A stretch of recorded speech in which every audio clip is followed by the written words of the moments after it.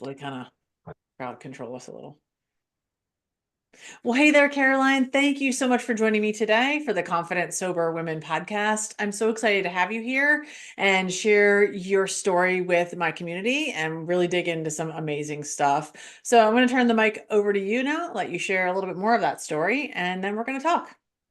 Oh, Shelby, thank you so much. It's so wonderful to be with you today. Well, I love, being asked about my recovery story, and I love to focus there because for me today, looking back, on my years in active addiction and untreated mental health challenges and trauma symptoms and all of that place, I feel like I'm in such a new place today. And it is hard for me to go back to some of that because I do feel like such a new woman. And if someone would have told me at 11 when I had my first drink or 14, the first time I was experienced significant trauma and active addiction, or just kind of at these markers early on in my teenage and young adult life, if you would have showed me a picture of where I am today as a mother of twins, two beautiful babies, married, having got back to graduate school, an author of my second book. I'm signing my contract for a third book coming up. Living this life that I would have just dreamed of. I would have probably, like, as a 14-year-old, blown smoke in your face and been like, no way. Like, that is not the life that I'm going to have. But that is the life that I'm living today as a woman in recovery. And I'm walking that out boldly and, confidently. I love the title of your podcast. It's so my life today is just so different than how I started, in active addiction. And I think really a testament to, and why I love sharing about my story and talking about recovery, especially with other women, is because our stories are a testament to the fact that we can change. Like, it doesn't matter what we've been through, where we've been, what we've done, what's been done to us. We can live a new life no matter what. So, that is a little bit about me, and kind of maybe gives you a little bit of a picture of where I'm coming from today. Again, I don't like to kind of dig back into too much, but I grew up in an alcoholic home. My mom had really significant mental health challenges. So I grew up in a very unstable environment. And so for me, using substances became a way to cope with some of the ways that I grew up, and just felt so untethered and just felt like I was, I don't know, floating alone on this island, and, without help and without a sense of belonging. But through finding recovery in that process, I've been able to build a life that I'm proud of today and that I feel so, so grateful for. So I'm really excited to be here and have the opportunity to share more. Oh, thank you so much. I couldn't agree more with everything you've said. And I got sober in AA, and that's just what happened. It was a long time ago, and that's really all we had. We had rehab and AA and 12-step program, and I wouldn't trade it for the world. I believe that it is still the best way to kind of come in when you're new for a variety of reasons. And but we all know that there's lots and lots of ways to do this, and that's so cool. But the one thing that I feel like I heard you say is kind of we get to share our stories today, and some of us choose, you and myself as well, and many people we know, to really do that out loud, to recover out loud. And I was just sharing with another guest earlier that, I don't, we don't do that as a prideful thing or as an ego. It's really, for me, and I guess I can speak for myself, it is so much about sharing the message of hope. Mm. And right now it's recovery month in September. This is the message we're seeing. I'm posting about it. Lots of people are posting about it, that there is hope. There is another way to live. And so often when we are stuck in that active addiction phase, we really can't see that. We just don't see how it's possible to Mm. thrive or have fun or be happy in without those substances. And so I'm glad you really mentioned that. I don't know if I heard you say, and if you were willing to share a little bit about, like, how did you come to become sober, and did you use a specific program or tools? How did you do that? hmm Well, I love what you share about, being visible and vocal, and definitely Recovery Month is an incredible time to do that. Part of the reason why I'm so passionate about it, and I agree with you too, it's like, this isn't because, we're special or like think we're so great. It's about sharing the message of hope that recovery is possible. And part of why I do that today is because as a teenager, and that's really when I started struggling significantly with alcoholism and then drug addiction.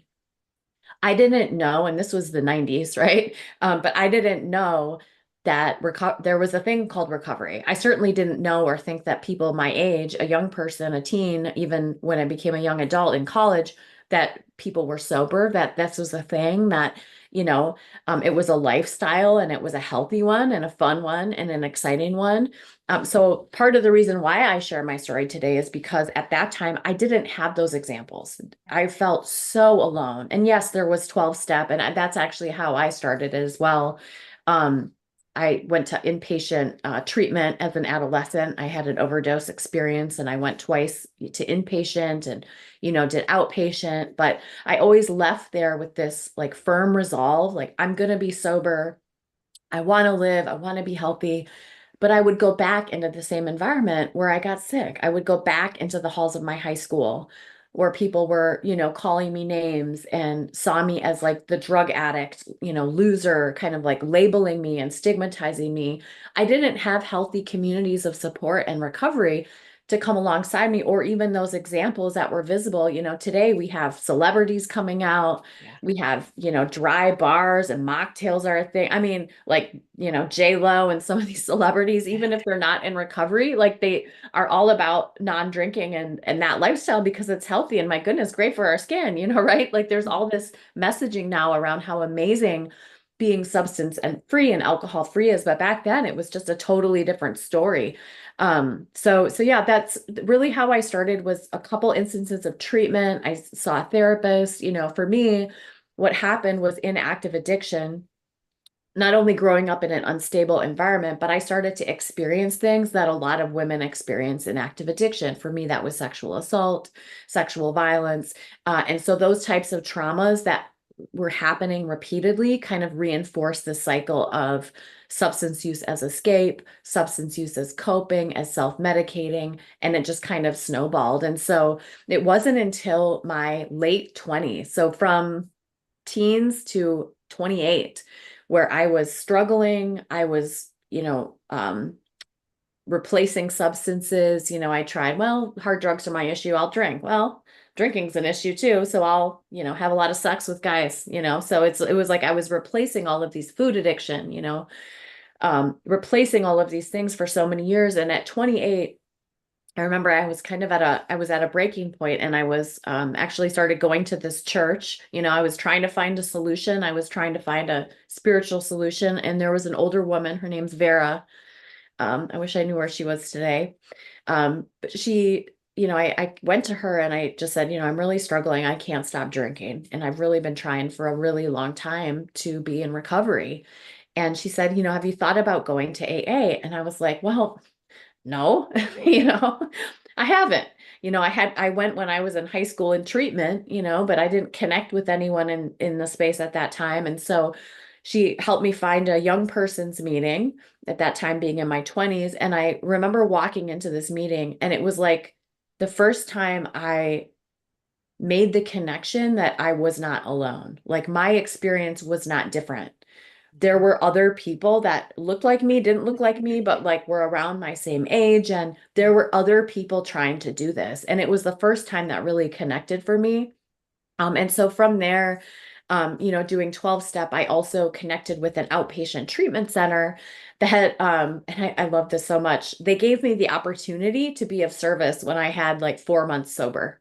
The director of the clinic started a program. It was a mentorship program. So for people who had 90 days sober, you could mentor another patient in the outpatient treatment center. And it was all, supervised and stuff. And she asked me, I had 4 months when I started, and she's like, would you want to be a mentor and help other women? And I was like, are you kidding me? I can't even, help myself. What are you saying? And here I'm almost 30 years old, but she said, I see something in you and you have something to offer and your life has purpose and you can bring value to other women who have been where you've been. And that purpose that program gave me and that opportunity to be of service, I firmly believe changed the trajectory of my life. Mm. because my sobriety was no longer something that I was just struggling with and gritting through and trying to do.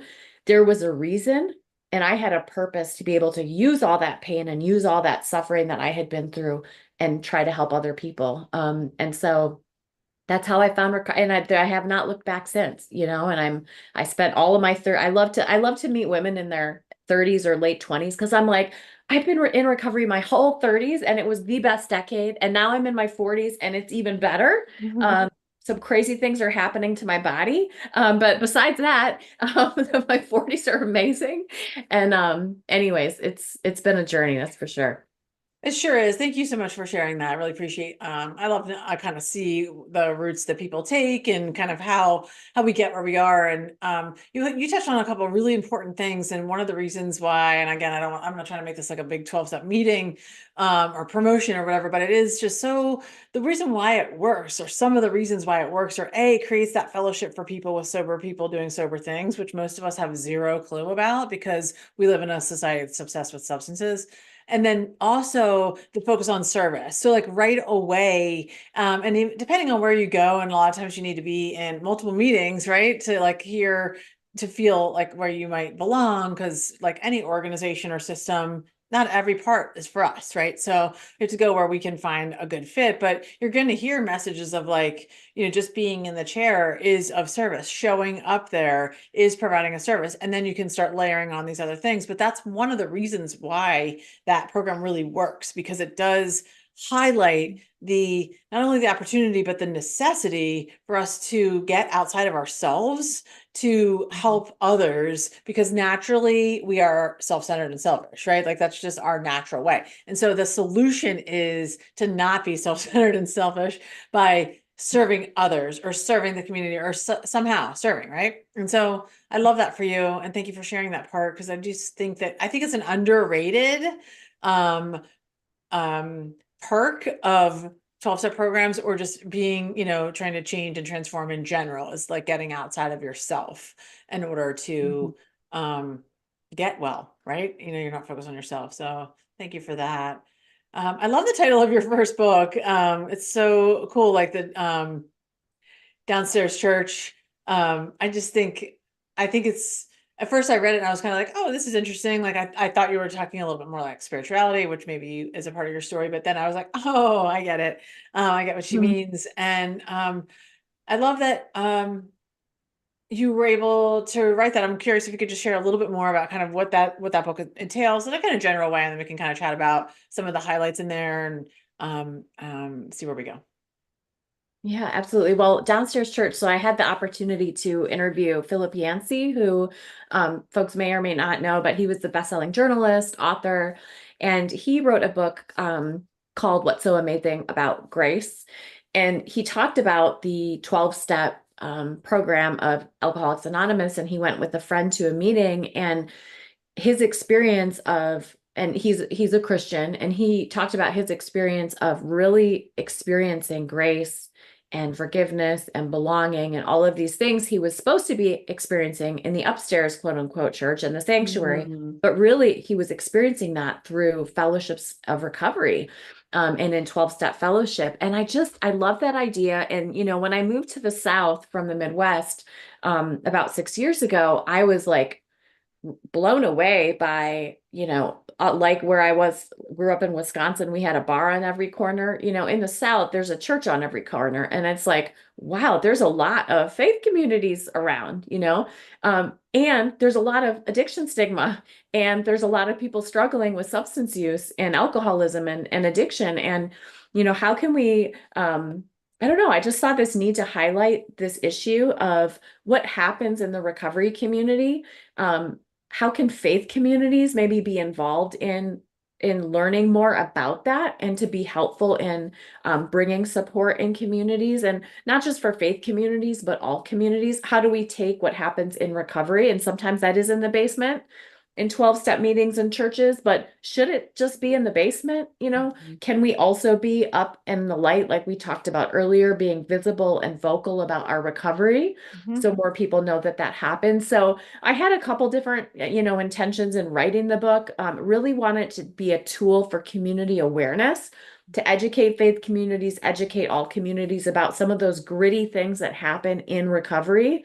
I talk about my story. I talk about other folks' stories that I've met along the way, bring in some research, but talk about what happens in recovery and why it's important that the whole community support that, and why I think we, those of us who feel moved to, I think not everyone needs to talk about their recovery visibly or vocally, and sometimes that's not safe or appropriate to do that for a variety of reasons, but why it's important that some of us, if we feel that we can and that it's right for us to do so, should come out of the quote unquote basement and talk about this openly.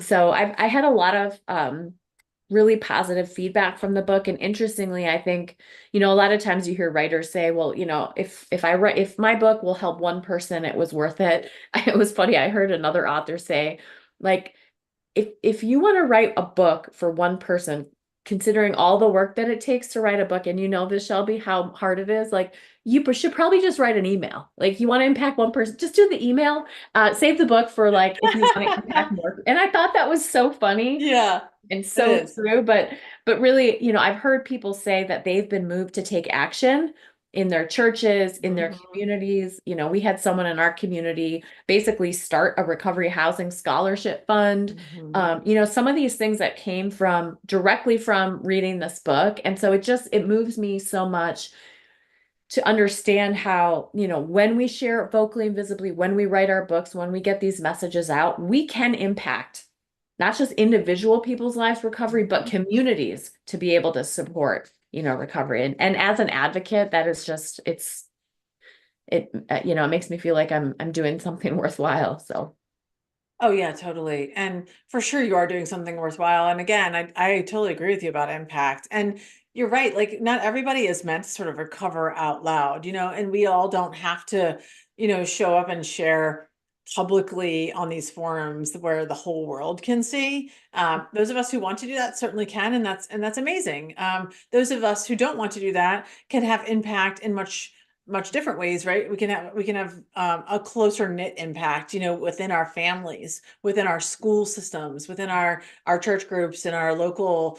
But like sometimes it might even just be from other people noticing how we live our lives, or a way of thinking, I do find, and this is my own anecdotal experience, my own personal lived experience, and something I find when I worked with hundreds of other women doing these things as well, that when we do find a deep connection, like with that authentic, raw part of ourselves, and then we are able to share that in ways that make sense for us, it does elevate, I believe, um, our own peace and kind of sense of self and value and worth in ways that other things cannot. Just meaning kind of, like dropping that sort of shame and guilt, for Mhm. me, I was fortunate to let go of that pretty early on. I'm not ashamed of who I am or what I am. And being able to share that also too, I don't know about you, but I had experiences, before I was even this public,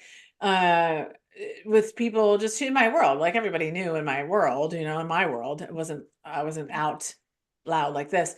Um, but I had experiences where other people came to me and said, "Hey, my friend is really struggling with Mhm. this, such and such, or my husband or my, I've had multiple experiences because people knew how I was living and that I was in recovery. They were able to come to me as a resource. And to me, that just stripped down the anonymous quality of 12 step or any program, to those roots of like, no, sometimes it's really nice for other people to be like, oh, I know someone Mhm. who's doing that or who did that, and they can go to them in a very personal way.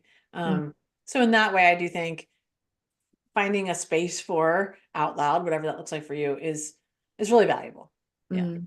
Yeah. Yeah, no, I that's so good. And one of the things too, I think that goes along with that, and I've shared this on social media and different, things before, but the most important work that I do in terms of impact and working with others is not thing. It's not the stuff that gets put on blast. It's not the stuff I can talk about in podcasts or write about in my books. It is that one-on-one interaction Yeah. and kind of walking out my recovery Mhm. in a personal way. So I think it's important too for people, who are listening who may be like, well, I don't know if I want to be on a podcast or write a Yeah. book or should I, is it something I have? And no, I think everyone has a different way to be of service. And there's no value associated with one is not better than the other. Like we all, and I believe that the best things happen um, in secret when we're giving back and being of service and helping another person. We're not doing that, putting it on a social media post or those types of things. So kind of like you said, walking out, not being anonymous and being visible, but in a way that is relational and intimate and can impact another person's life. So Yeah. but I think this question of, and maybe that's why it's been such a struggle for so many years, but anonymity in 12-step fellowships, I remember when I was learning about advocacy over a decade or so ago when I kind of started in this and learned about the fact that, the Alcoholics Anonymous GSO Grand Service Organization or actually put out a statement on anonymity because there was this question around, what do the founders of AA really believe? And, you know, the founders, including Marty Mann, who was kind of out on this national tour, who worked with Bill Wilson, was out on a national tour speaking to legislators, speaking in public. They were also loud and visibly talking about recovery. And so I think sometimes if people, have concerns about the anonymity concept, there's historical perspective too that talks about ways that we can do that is protecting anonymity of 12-step fellowships while also being vocal and visible as well. I didn't know that part, and I thank you so much for sharing that. I love it. And it makes total sense because they had to get the word out somehow, this started in, somebody's home and their Mhm. driveway and talking about stuff. And, they had to get the word out and spread the message. And I feel like that's what we're doing. We're just truth tellers who want to share the message of hope, and being able to thrive in recovery. And that's kind of the reason why I really dove a little bit more into, work outside of my clinical work around recovery specifically for women, because most of the time, most of the work that I came across in this more modern day recovery era was focused around on like getting sober, on like kind of that getting sober phase, which obviously is incredibly important. We need to figure out how to do that. But there wasn't a ton of people, authors, whoever, influencers talking about and promoting like, well, how do we live well Mhm. in long-term recovery? How do we stay married and raise teenagers and work and things while also not numbing out with substances, and so that's kind of why I wrote my memoir, was to, yes, tell a little bit of my story, but mostly to talk about like, this is how we stay and well, this is how we get and stay well Mhm. in recovery, which is a whole other subset of work, right? And a lot of it is around the work that you and I both do around trauma, and it's so critical because you have to be able to heal that past trauma, then Mhm. work into kind of this new self, evolve, which is super duper duper important. Mhm. I'm curious about this for you, like, like, and getting sober as a young person is such a unique experience. I was 27, so I was a little bit older than you, but totally different stage of life, right? Like I wasn't in that like kind of teenage college years. So getting sober as a young person and then kind of evolving into an adult in recovery is pretty cool. But also I feel like fairly unique. So I'm curious.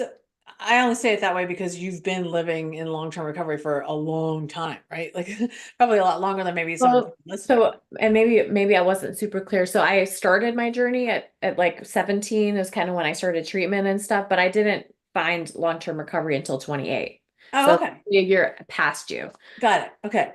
Hmm. So then similar. So I'm curious about that. After you kind of got, you start working your program, you were getting and staying sober and doing well. And then once we get past that sort of like 1 year mark or a little bit after that early sobriety, I feel like that's like a special needs time. Usually we kind of wake up and the fog is lifted and we become very clear on kind of what we want, who we are, and different things. And I'm just curious about how that looked for you, if that was your experience, and then kind of how that showed up in your relationships and your own world.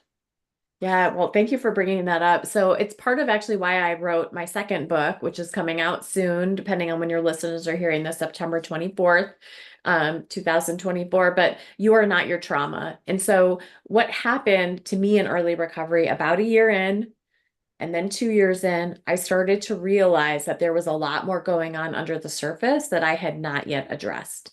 And Mhm. so I remember my first sponsor actually in 12-step recovery suggested that I not date for a year. And folks may be familiar with that kind of quote unquote rule that a lot of sponsors share with their sponsees for good reason.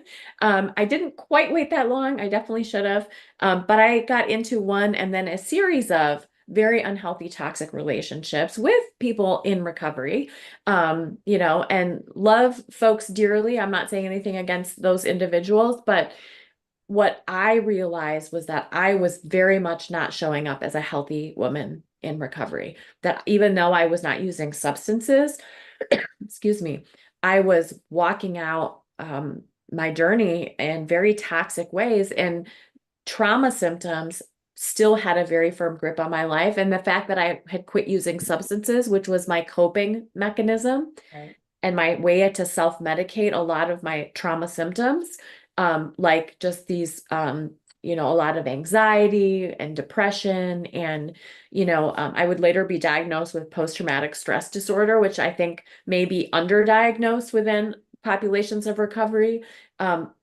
I got to a point, and this was when I went back to graduate school, because I wanted to help people, in recovery, while at the same time I was discovering still needed all this help.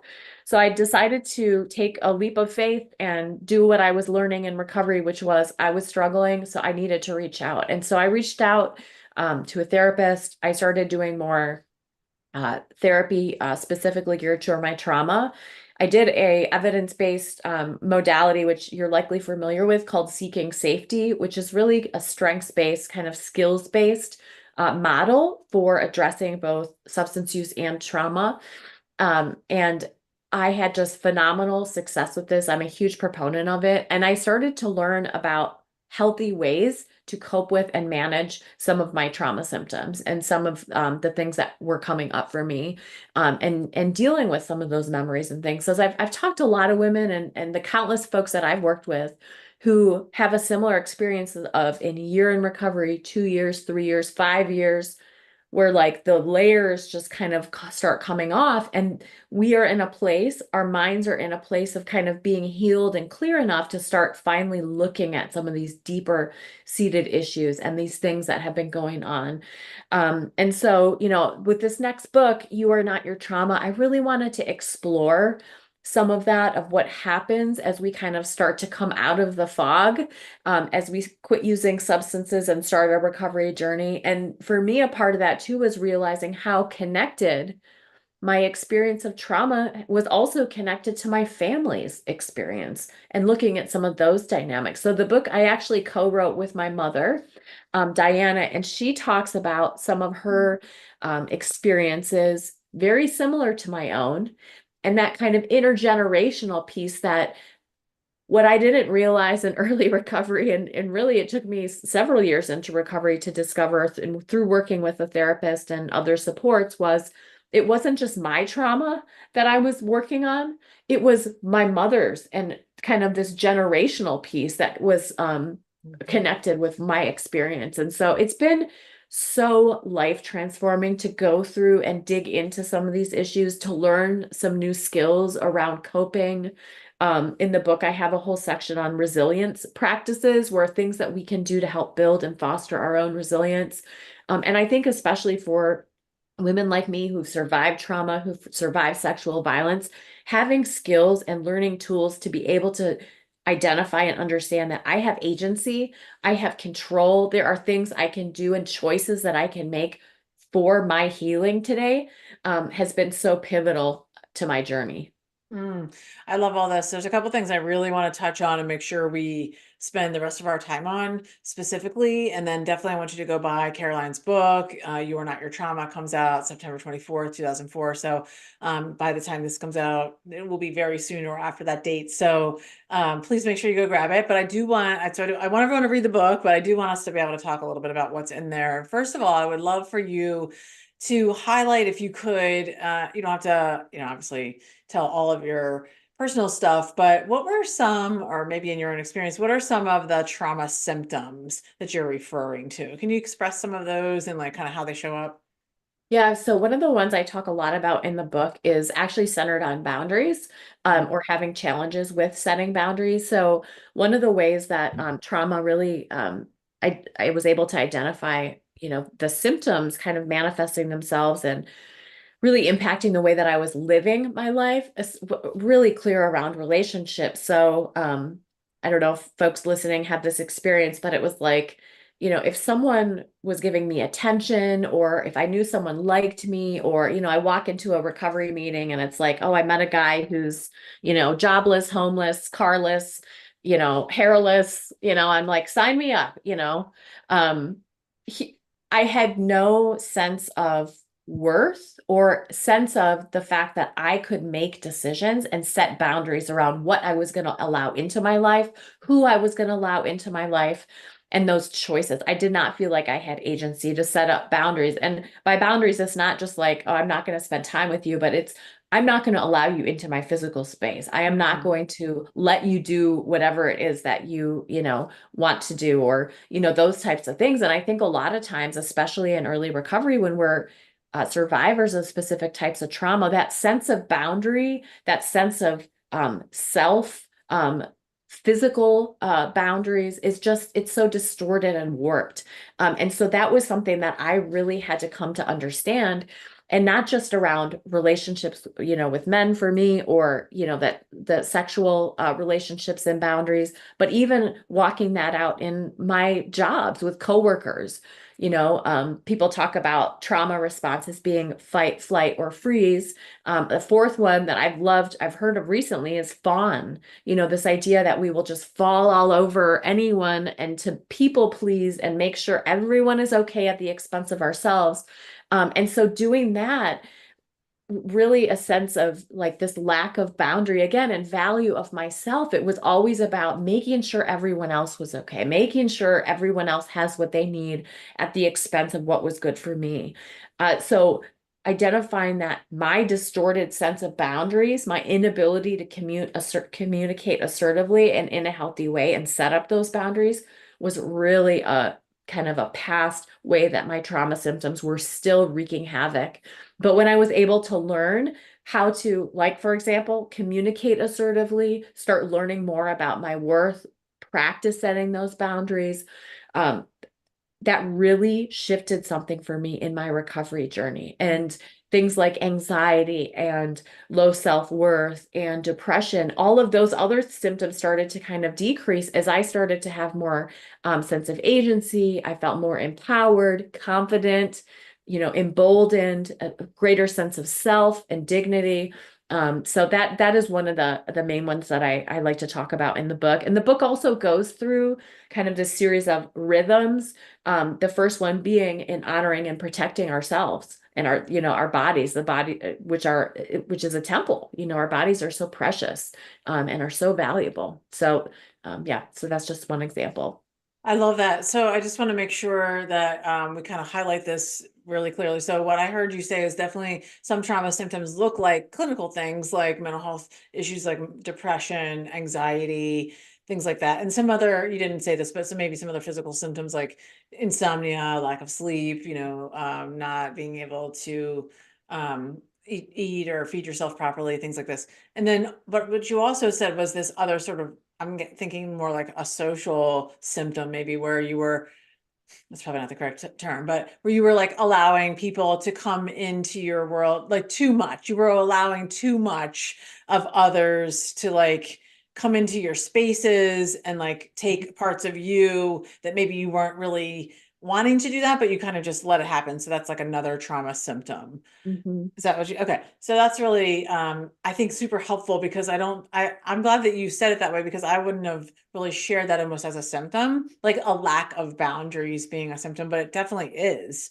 Mhm. And it makes perfect sense. And I think we do this in all areas of our lives. It becomes almost addiction. I don't know, for me, manifested in other ways. Like I can make myself sick and soothe myself and numb out with a lot of other things like food, for example, or some people can use sex or shopping or pornography or whatever else to kind of give us that same dopamine hit and that release that we got from substances before. And it feels more socially acceptable, but it's still addictive behavior. Mhm.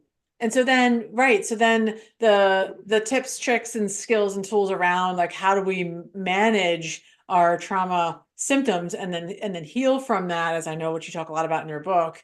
The one I know we just talked about boundaries, and we can highlight that for a minute, and then I'd love to hear a few others from your work. And I talk about boundaries as well a lot in my work as well. And I created a little mini course kind of on like creating healthy boundaries, which is like super educational with lots of really good examples and like a really fast way to kind of dig into like what this even means. Because sometimes when you're talking to people, I know that a lot of times they've heard because of social media and things, we've heard that term, but we don't really know what that means. And it can be manifested in some people as like a total cutting off, like, oh, if I have boundary, that means I'm like no contact, or Mhm. I can't be in that person's life, or I can't do this, or I can't do that. And that might be true, right? That might be true for some people that we have to have like those kinds of extreme boundaries in some situations for sure. But more often than not, I think, and for the everyday folk, it's much more subtle than that. And it's happening and needs to be happening in like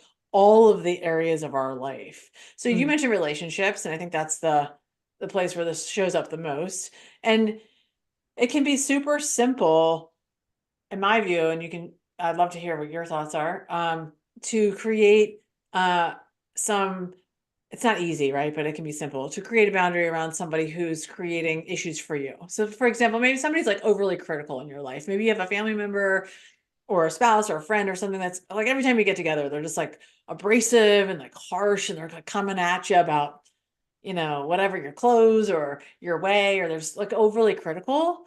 And Mhm. so it's super simple to create a boundary with that person. Again, it's not easy. Over time, it gets better where you can just start to highlight to that person, like, hey, when you say that, it really hurts my feelings. Mhm. Like that really hurts my feelings when you say that. And I think sometimes when we do that, like right direct and it's like look someone in their face and we do that right in that moment, it can be such like a wake up call and help someone be like, oh, like, wow, I didn't even know I was saying that, or they get into defense mode, like, well, I wasn't trying to do that. But there's not much anybody can really say when you do that, because you didn't say like you're being a jerk or you're this. You said it hurt, like I feel really hurt when you say that. And it's Mhm. kind of like a shutting down of it. It's like saying, nope, like that's not okay with me. And I don't want to continue on with that. And the Mhm. more you do that over and over, sometimes things get worse before they get better, in my experience. But like oftentimes, it doesn't take long for somebody to kind of realize, oh, she is not going to respond in any kind of way that's like giving me anything. And so this isn't working anymore. And I'm not going to do that anymore. Mhm. Does that make Mhm. sense? Yeah. Yeah, I mean, I love that. And it's so practical. I mean, and like you shared earlier, our trauma symptoms, it's not just that clinical like representation of like insomnia or anxiety. It can be around these issues of having trouble setting that boundary of communication or allowing this type of like action, like this person. And I wanted to be like, how do you know that person in my life? Because I think we all have that person, right? Where Yeah. we have to practice assertive communication and these I feel Right. statements and kind of own that. And I think for me too, I've had to come to a place of learning how to communicate assertively and then also understanding that my time and my life is so valuable. And again, not from an ego place, but like Mhm. my time is so valuable, my mental energy is so valuable. Sometimes I will obsessively think about this person in my life that is doing these things. Mhm. And my husband will sometimes be like, "Why are you don't need to just be so wrapped up." And it's like I can just set that boundary and try to set that boundary with myself. It's I'm not going to give this person this valuable time, this mental time, this space in my mind, my, even my physical time. So sometimes I'll make decisions of, if I see this person in a meeting or a space, I'm not going to willingly walk up to them anymore. I'm not going Right. to say hi. I'm going to Yeah. smile and like move on. Like I don't need this in my life anymore. And it is such a help. It's such a freeing mindset when we can move from a place of like having to deal with some of these conflicts to making the decision of, if I am in this situation, I'll use assertive communication, but I don't also have to put myself in these positions anymore.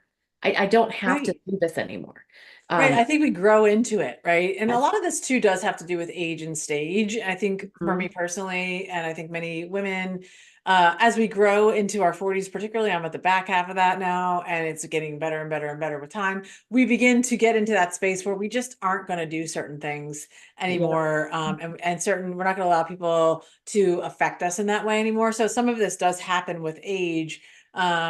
But one of the things I've tried to really talk to I have two daughters and then a son. They're almost 21, 19, and 16. And I've constantly talked to the girls too, all of them, but like about this, right? Like, so the definition of boundaries is you're teaching other people how you want to be treated. And Mhm. so you have to continuously do that because again, relationships are always evolving and other people are aging and staging too. So we have to always be teaching other people how we want to be treated. And Mhm. it's different for each of us. Some of us want to be workaholics, and it's completely fine with us to like work 12, 15 hours a day and take a phone call at 8 o'clock at night. And that's like, it's fine. And other people really feel like that's disrupting their peace. So they need to say, like, hey, listen, I don't take phone calls after 6 o'clock or whatever that looks like for you, Mhm. you know? And I think I'm not a man. I've never been a man. I guess I don't know, but like I feel like for women, this is challenging because in our society, I feel like it's probably getting somewhat better. I see a change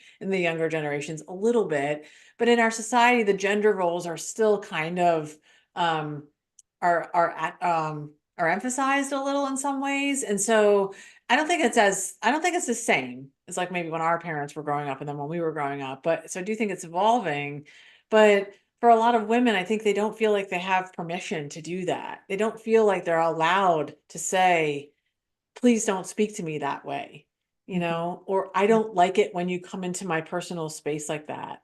Mhm. Or I don't like it when you raise your voice. I'm not gonna stay here for that conversation. Like I think so often we feel like we're not allowed to Mhm. say those things.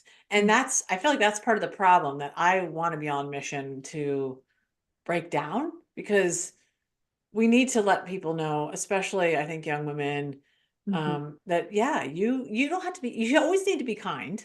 We do need to be kind and Mhm. nice, or I mean, just kind, respectful, I guess. But Mhm. we also can say what we want and don't want about our lives Mhm. and the way people treat us. So I think we need to continue on a mission on that, like with young people. Oh, I love, and it ties so well too into this idea of being visible and vocal and advocates for recovery. We're Yes. also advocates for ourselves. Yes. We're advocates for generations that are coming up before us or behind us to be like, look, we don't have to live like this. We don't have to live like how our parents lived, Right. and I talk about this, my mom and I talk about it in the book. I don't want to live out the trauma symptoms like eating disorders and, Right. relationship issues and like my mother because I don't want my daughter or my son to do that. Right. Like we can break these cycles and we can show the next generation that we can be advocates for ourselves. Our lives are valuable and purposeful and meaningful, and we don't have to live the way that our parents have. And that is such I think a weighty kind of calling, but also so amazing that we get to do that and we get to show up today like that, not only for ourselves, but for next generations. It's Hmm. pretty amazing. It is amazing. And I think we're blessed because we're in kind of in the field and we have a lot of knowledge around this. We've done our own personal work, and that's one of the blessings of recovery, right? We get to do all of this personal work and then that allows us to show up better and differently for our kids. And then we can be good models, but also really literally teach them about this stuff. Um I my girls are only 18 months apart, and so like all my kids they're pretty close in age, and they're different personalities, and I think I've shared this before, but my middle one is like just really much more direct. She's my lawyer type, and she's not Mhm. emotive, and the older one is much more emotional, just kind of big and loud and passionate and just and wonderful in so many ways too. But sometimes that makes interactions very challenging. And so she wants to be like in it and like keep coming and come at and so they'll get into they've had these different situations where there's been maybe an issue going on and like one has gone and said like, hey, I have a concern about this, or did you do this or whatever? And then the other one, well, she'll get very upset and but Mm, she'll keep wanting to come at her. And I've really had to work closely with that middle one about, about boundaries, right? And I've said, like, you don't have to respond to any of that. You right. can say to her, we've had this conversation multiple times. I've said, it's okay for you to say, I've heard what you've said. It's so important to me, but I'm no longer going to continue this conversation over text or whatever, like whatever it is. Or I've heard what you've said it multiple times. I've told you my response, so I'm no longer going to respond. Mm, And like this is a way that we can then train them up to be able to be like great advocates for themselves in their own lives, great leaders in their companies or in their schools, and in their relationships to be able to say like, yeah, I don't let people treat me a certain kind of way. And mm, I think giving permission to women to do that is so important, mm, for the generations coming up, and again, it's not to be a jerk. We don't get to be rude, mm. I mean, unless we really need to like put our foot down on something, but Right. we do need to Unless be we really need kind. to be rude. Yeah. But we just need to be firm and like and also this takes practice to get to the level I think where you and I still get a little bit of a twinge in my stomach sometimes when I know I need to Oh, say something like that. But mhm, like in the beginning, you're probably going to be uncomfortable. You're not going to like it, but you can be doing all that on the inside and be like, oh, this isn't good, but like still with your words saying, I'm not going to continue this conversation. mm, mhm, And then be able to just get better and better and better at it. So mm. it's a blessing. It's a real blessing to be able to say, like, I don't let anybody treat me that way. It really is. And, I think the fruit of all this really hard work, like in recovery with relationships, with boundaries, and with, learning how to communicate, the fruit of all this hard work and uncomfortable work at times is it does get easier over time. And we get to live fuller, more joyous lives, in recovery. Absolutely. More confident. Again, I love the name of your pocket, but just, we get to live more full lives the more that we practice these things. So it might be uncomfortable for a time, just like quitting substances is uncomfortable for a time, but we move past that and we get to the really good stuff on the other side of that. We really do. And again, like I said, I mean, just practice makes you better. You just get better and better and better at it. And then you start to feel like you can do it in other areas of your life. And it doesn't excuse us from having to do some of like the really annoying and difficult things in life. Like there's lots of things that we have to do that we don't like to do. Like the laundry still has to get done. You still have to go to that meeting with your boss. I mean, there's just things that we are going to have to do. But when it comes to the way people relate with us, specifically in relationships and those more intimate ones, you can easily put down things, and it's once you start getting into it, I do this so often with some of my clients, and they're literally like shocked. I'll say this very simple things like when you're talking to your mom on the phone and like she starts to get like really critical or negative or like constantly like repeating the negative stuff, you can then say, hey mom, I heard what you said, but it sounds like you're getting like super negative right now. I'm gonna have to end this and we'll talk later. And Mhm. they're like, oh, what? Like I like they're first of all they're shocked that that's even like an option, I think, and like then they feel like, oh, I can't do that, and I'm like, no, you really can, and like you don't have to say anything negative about her, and Mhm. you can also say, hey, let's circle back on this when you're in a better space or when you can be nicer, Mhm. and it's like it can be that simple. We can really break it down into that simple. So Mhm. I want Wow. everyone to go get your book and you can read about all the other cool strategies for dealing with your trauma symptoms, really healing those parts of you that are kind of still left a little raw when we get into recovery. And that's the wonderful blessing of being sober today. So I thank you so much for your time and for your work. And I can't wait for our paths to cross again. I really have enjoyed this conversation. So where do you like people to reach out to you and kind of hang out when they want to? Yeah, well, I love to hang out on Substack. So I have a weekly email that comes out. You can find me on Substack. My letter is called Circle of Chairs. And you can also find me at my website, carolinebeidler.com. And that's Beidler, carolinebeidler.com. Perfect. And I'll make sure I link to those in the show notes below where people can find you and follow all your work. And we look forward to the new book coming out. I can't wait to read it myself and share it with all my friends. So thank you again so much, and I'll talk to you soon.